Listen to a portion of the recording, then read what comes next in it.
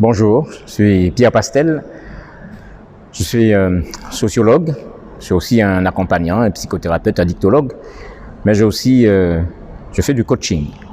Voilà, donc je suis là pour présenter mon livre qui a pour titre « Je veux parler à un humain ».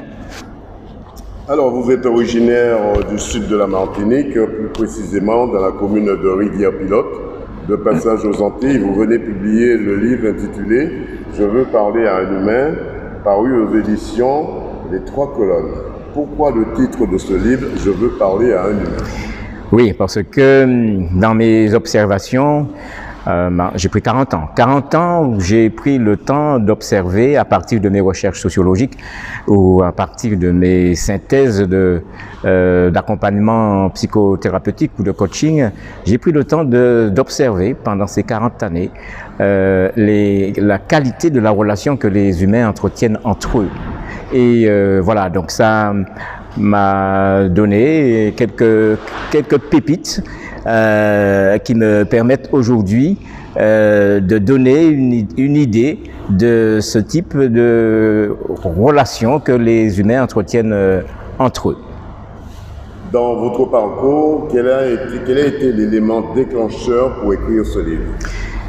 Eh bien, j'ai commencé, c'est en 1980. En 1980, j'étais sur l'île de Gorée où j'ai eu à visiter la maison des esclaves et j'ai rencontré le conservateur de l'époque, Joseph Ndiaye.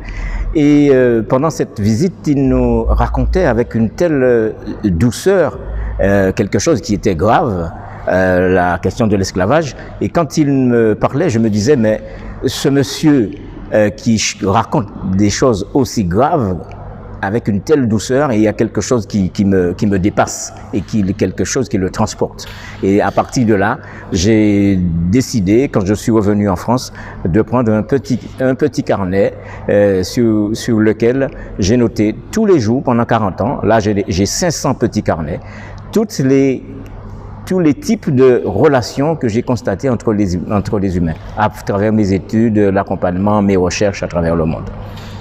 Dans votre livre, vous parlez de la vie, de la méditation, mais aussi une lecture à la fois originale et visionnaire de la société actuelle. Quel message voulez-vous partager avec les lecteurs de votre livre et pourquoi ce dialogue entre vous et un invisible ? Ah, ça c'est assez subtil votre question, et il est vrai que lorsque on prend le temps de constater cette société, on a l'impression qu'il y a quelque chose qui ne va pas. On peut arriver à se demander si les humains ont encore une conscience, si il y a de l'amour, de l'amitié. Nous avons une vraie impression que notre société est en recherche d'amitié, d'authenticité, de respect, mais sur toute la planète. Sur le plan individuel, mais aussi sur toute la planète. Et c'est ça qui a motivé ma recherche, mais aussi la rédaction de ce livre. Surtout au début de votre livre, votre ouvrage exactement, le mot « fait-que » revient souvent. Que voulez-vous révéler à vos lecteurs? C'est ce que j'ai dit tout à l'heure, c'est que on a l'impression, on se demande s'il y a encore des humains sur cette planète. Tellement beaucoup s'accommodent avec la mort, avec le vol des consciences, avec la maladie. Beaucoup n'hésitent pas à faire mal, à être dans la discrimination. On se demande si les gens sont conscients, sensibles à la souffrance des uns et des autres.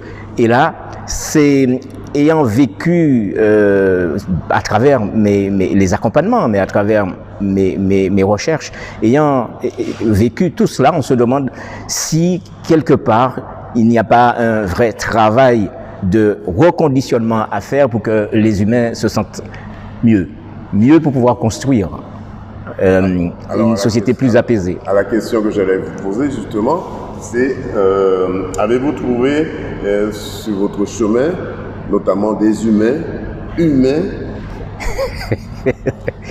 Vous êtes très subtil dans vos questions. Oui, des humains, oui, il y en a. Ben, les parents sont humains. Une maman est humaine. Un père, un frère, des gens qui s'aiment bien. Et puis, il y a des personnes dans le monde qui nous ont montré qu'elles peuvent dépasser leur ego, leur voracité, l'avarice pour pouvoir se transformer en quelqu'un de bienveillant, ayant un amour fraternel, amical, sans attendre quoi que ce soit de l'autre. Quelqu'un qui nous surprend. Par exemple, j'ai cité dans mon livre Mandela, Mère Teresa, peut-être Fanon aussi, Glissant ou Césaire, des gens qui ont pris sur eux, qui se sont fait bousculer, parce qu'ils avaient entre autres un idéal, et cet idéal c'était pas pour voir le monde disloqué, mais plutôt voir un monde uni, un monde plus fraternel. Alors dans votre livre intitulé « Je veux parler à un humain », on retrouve souvent, comme vous le disiez, la bienveillance. Alors quelle définition peut-on avoir de la bienveillance et pourquoi insistez-vous autant dans votre livre ? Oui, parce que, comme je l'ai dit tout à l'heure, ce monde a besoin d'amitié et a besoin de personnes qui soient éduquées, mais vraiment éduquées à la bienveillance. Et pour moi, la bienveillance, c'est faire la promotion culturelle, psychologique, morale, sociale, politique, affective de l'autre.